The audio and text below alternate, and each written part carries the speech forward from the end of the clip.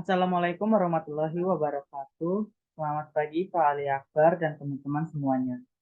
Perkenalkan, saya Charles dari kelompok 4 yang beranggotakan Muhammad Ramadan, Arnelia Putri, Dewanti Aulia Rahma Mariska, dan Yuliana Damur.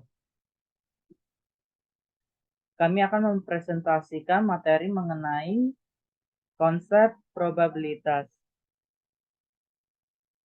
Dalam presentasi ini, kami akan menjelaskan pengertian probabilitas percobaan, ruang sampel, titik sampel, peristiwa atau kejadian, probabilitas beberapa peristiwa, dan harapan matematis dan distribusi teoritis. Untuk slide selanjutnya akan dijelaskan oleh Arnel. Probabilitas. Probabilitas adalah tingkatan kemungkinan terjadinya suatu kejadian dalam kehidupan sehari-hari. Sulit untuk dengan pasti memprediksi apa yang akan terjadi di masa depan, baik dalam jangka pendek maupun jangka panjang. Sebagai contoh, ketika Anda melempar sebuah koin, sulit untuk menentukan hasilnya. Apakah gambar atau angka yang akan muncul di atas? Begitu juga dalam konteks bisnis. Sulit untuk memperkirakan apakah suatu perusahaan akan mengalami keuntungan atau kerugian di tahun berikutnya. Probabilitas sebagai suatu konsep digunakan untuk mengukur tingkat kemungkinan terjadinya suatu peristiwa yang pada dasarnya bersifat tidak pasti atau acak.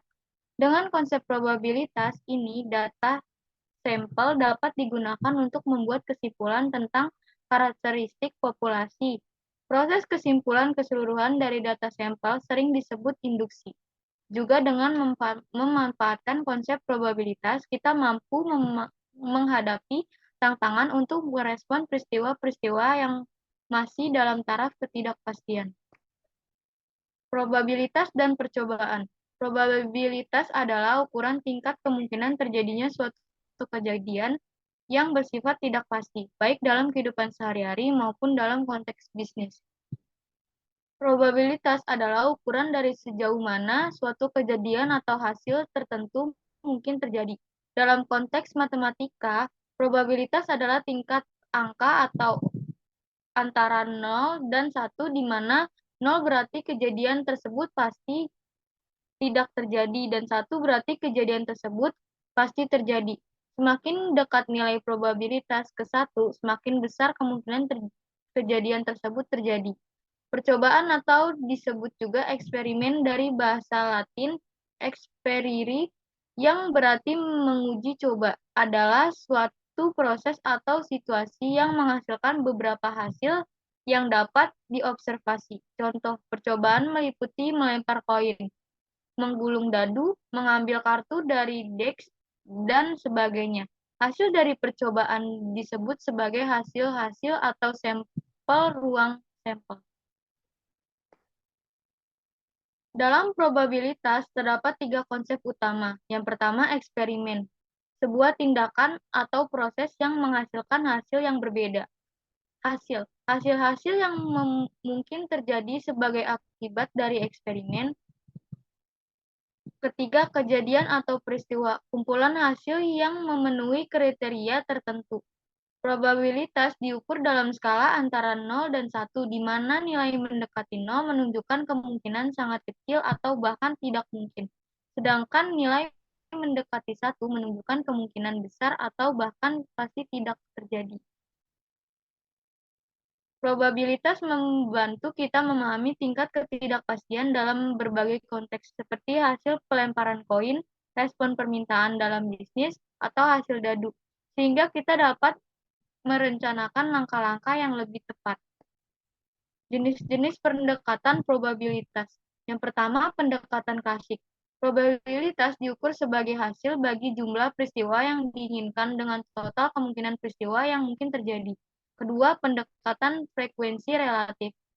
Probabilitas didefinisikan sebagai proporsi dari frekuensi terjadinya suatu peristiwa dalam jangka panjang ketika kondisi percobaan stabil. Yang ketiga, pendekatan subjektif. Probabilitas diukur berdasarkan tingkat kepercayaan individu atau kelompok terhadap terjadinya suatu peristiwa. Probabilitas digunakan untuk mengukur peluang kesuksesan. Sebagai contoh, probabilitas lolos ujian kerja dapat dihitung berdasarkan jumlah calon dan tingkatan kepercayaan diri.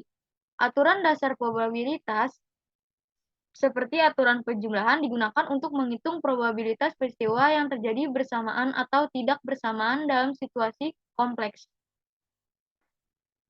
Probabilitas juga dapat dipengaruhi oleh faktor subjektif dan tidak hanya aspek matematis. Aturan dasar probabilitas. Yang pertama, aturan penjumlahan. Aturan penjumlahan digunakan untuk menghitung probabilitas peristiwa yang bersamaan atau tidak bersamaan dalam kejadian saling meniadakan. Peluang A atau B dihitung dengan rumus peluang dari A ditambah dengan peluang dari B dikurang peluang A dan B. Misalnya, jika A adalah munculnya mata dadu 4 dan B adalah mata dadu lebih kecil dari 3. Probabilitas mata dadu 4 atau lebih kecil dari 3 adalah 0,5. Dalam kejadian tidak saling meniadakan, peluang A dan B dihitung dengan rumus peluang A ditambah dengan peluang B dikurang peluang A atau B. Aturan ini kompleks saat melibatkan lebih dari dua peristiwa A, B, C. Dihitung dengan rumus peluang A atau B atau C sama dengan peluang dari A ditambah dengan peluang dari B ditambah peluang dari C dikurang peluang A dan B dikurang peluang dari A dan C dikurang peluang B dan C ditambah peluang A, N, B, dan C. Aturan ini memungkinkan penghitungan probabilitas yang cermat dalam situasi kompleks, memberikan dasar penting dalam pengambilan keputusan berbasis data.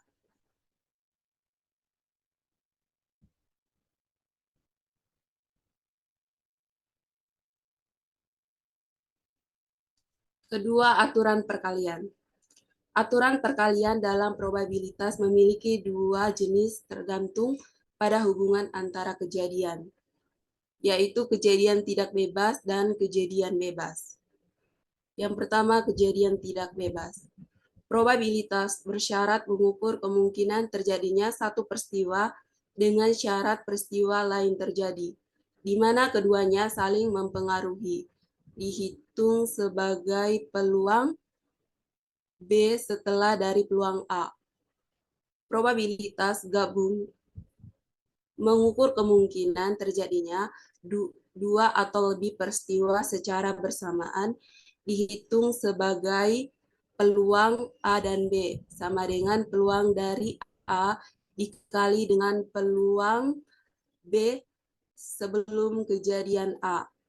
Atau dalam kasus 3 peristiwa, peluang A dan B dan C sama dengan peluang dari A dikali peluang B sebelum kejadian A dikali dengan peluang C sebelum kejadian A dan B.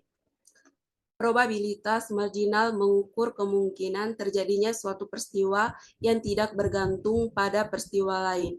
Dihitung sebagai peluang A sama dengan sigma peluang B dan A sama dengan sigma peluang dari A dikali dengan peluang B setelah peluang A.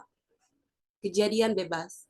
Dalam kejadian bebas, probabilitas peluang A setelah peluang B sama dengan peluang A dan peluang B sebelum kejadian A sama dengan peluang B.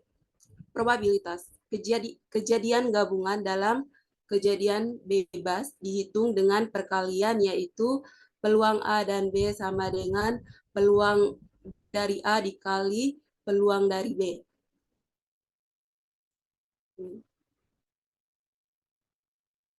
Manfaat utama probabilitas. 1.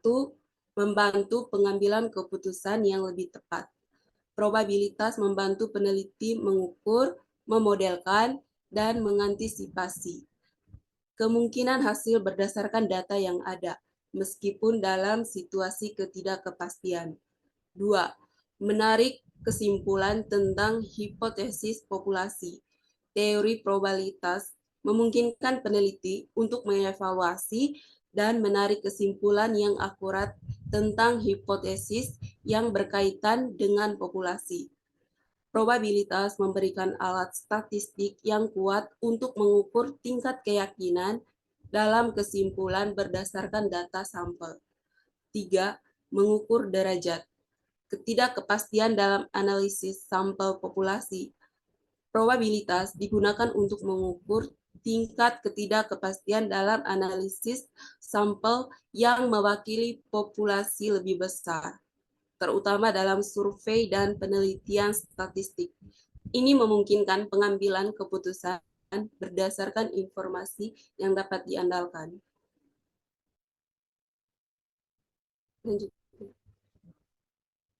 Ruang sampel. Ruang sampel adalah dasar dari semua kemungkinan hasil dari suatu eksperimen acak. Misalnya, dapat dibayangkan ruang sampel sebagai kumpulan semua hasil yang mungkin dari eksperimen tersebut. Ada beberapa cara menyusun ruang sampel. 1. Dengan mendaftar semua anggota. 2. Menyajikan dengan diagram pohon. 3. Menyajikan dengan tabel. Sedangkan banyaknya ruang sampel dinyatakan sebagai NS. Contoh, jika kita melompat 2 buah koin sekaligus, maka akan ada yang menjadikan koin pertama dan koin kedua. Penjelasan.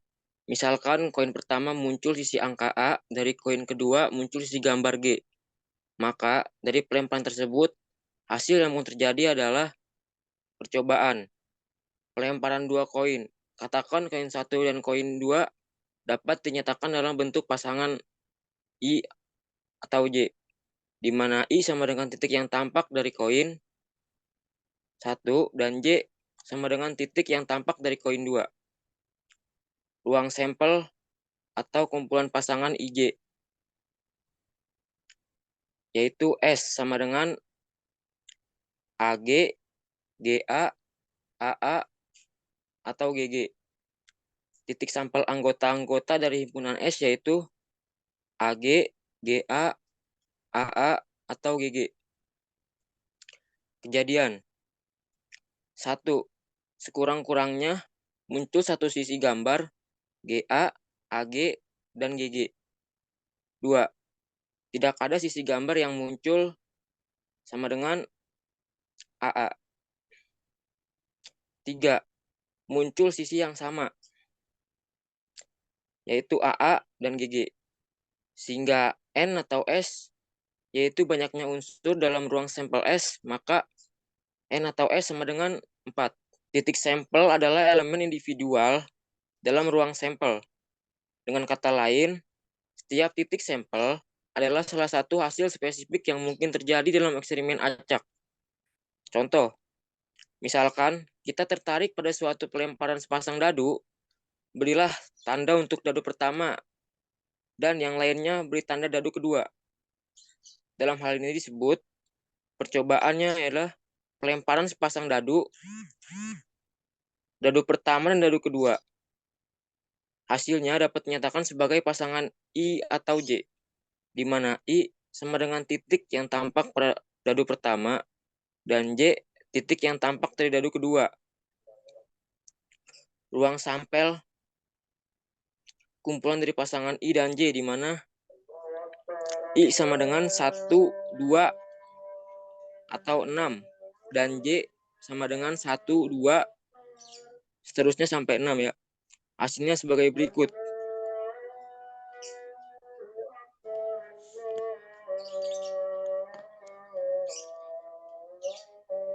Penjelasan.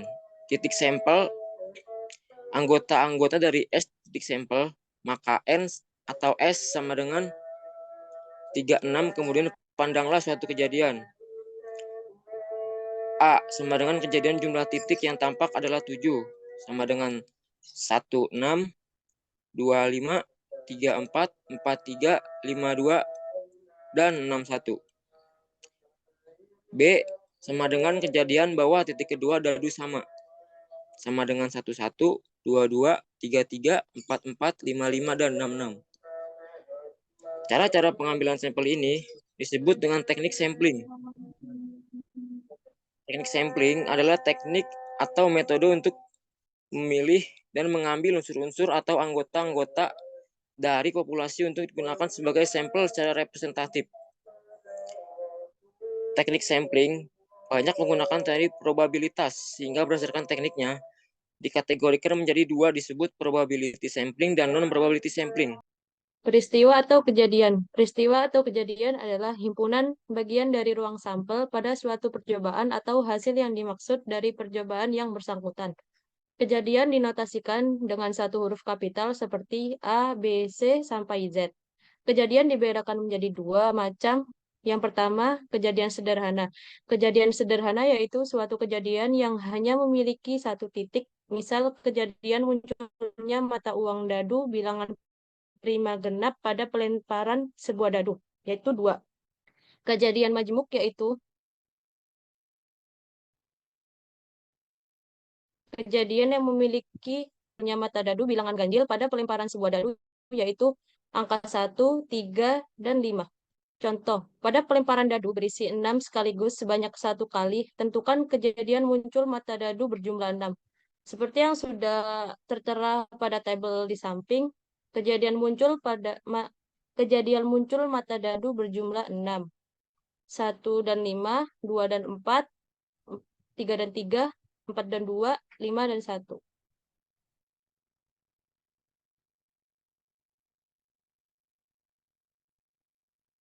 Kejadian beberapa peristiwa. Kejadian beberapa peristiwa yang dihasilkan dari suatu proses cobaan yaitu yang pertama peristiwa saling lepas atau mutually eksklusif. Yakni dua peristiwa atau lebih disebut peristiwa saling lepas apabila kedua atau lebih peristiwa tersebut tidak bisa terjadi pada saat bersamaan. Yang kedua, peristiwa non-mutually eksklusif, join, yakni dua peristiwa atau lebih dapat terjadi bersama-sama atau tetapi tidak selalu bersama. Yang ketiga, yakni peristiwa saling bebas, yakni dua peristiwa atau lebih dikatakan saling bebas apabila terjadinya peristiwa yang satu tidak mempengaruhi atau dipengaruhi terjadinya peristiwa yang lainnya. Peristiwa tidak saling bebas atau peristiwa bergantungan, yakni dua peristiwa atau lebih disebut peristiwa tidak saling bebas apabila terjadinya peristiwa yang satu mempengaruhi atau dipengaruhi terjadinya peristiwa yang lainnya.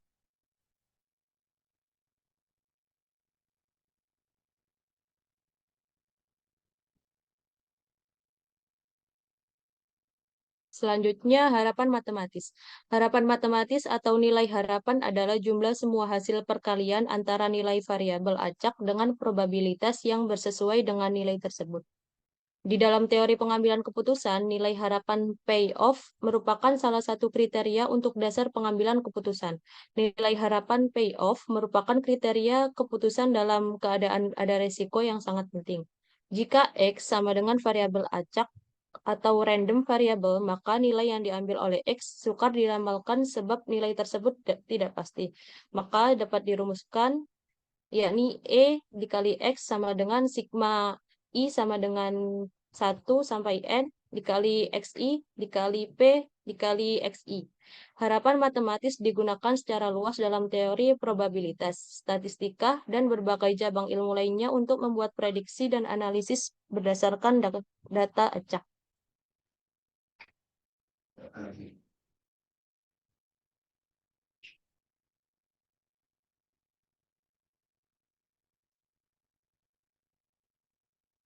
Selanjutnya yakni distribusi teoritis. Distribusi teoritis adalah distribusi probabilitas yang digunakan untuk menggambarkan perilaku acak suatu variabel dalam situasi atau eksperimen tertentu secara matematis. Ini adalah abstrak yang menggambarkan bagaimana probabilitas tersebar di sekitar nilai-nilai yang mungkin dari variabel acak tersebut. Distribusi teoritis digunakan sebagai representasi ideal dari data acak dan berfungsi sebagai dasar untuk perhitungan statistik dan analisis probabilitas. Macam-macam distribusi teoritis. Yang pertama, distribusi binomial, yakni menggambarkan fenomena dengan dua hasil atau outcome. Yang kedua, distribusi normal. Distribusi normal, yakni dalam mempelajari distribusi binomial, kita dihadapkan pada probabilitas variabel random discrete yang jumlah trialnya kecil. Sedangkan jika dihadapkan pada suatu kejadian dengan P, maka digunakan distribusi Poisson. Yang ketiga, yakni distribusi Poisson. Distribusi Poisson adalah distribusi probabilitas yang bersifat discrete. Artinya, distribusi tersebut memberikan probabilitas dari hasil discrete, yaitu dapat dihitung. Untuk distribusi Poisson, hasil discrete adalah beberapa kali suatu peristiwa terjadi yang diwakili oleh K. Selanjutnya, saya akan menyerahkan kepada moderator. Demikian presentasi dari kelompok 4. Semoga apa yang kami sampaikan dapat bermanfaat bagi kita semua. Jika ada kekurangan, mohon dimaafkan. Wabillahi taufiq wal hidayah. Wassalamualaikum warahmatullahi wabarakatuh. Terima kasih.